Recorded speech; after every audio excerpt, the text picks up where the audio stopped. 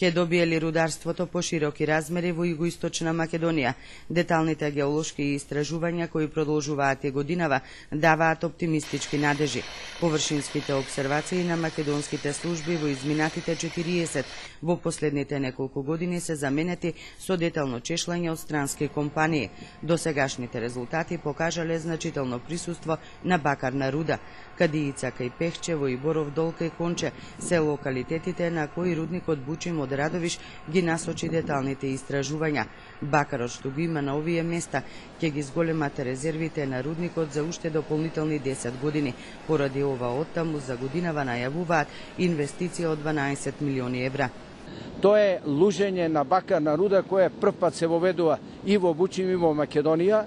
На овој начин ќе биде остварено ново производство на катоден бакар за прв пат во Македонија, кој ќе се продава како готов производ од Македонија во количина од околу 2500 тона на година. Таа инвестиција ќе изнесува 11-12 милиона евра. Надежи за нов рудник се раѓаат и во Струмичко кај селото Иловица. 6-годишните истражувања на американската компанија Phelps Dodge потврдиле дека на планината Огражден има големи резерви на бакарна руда со значителен процент на злато.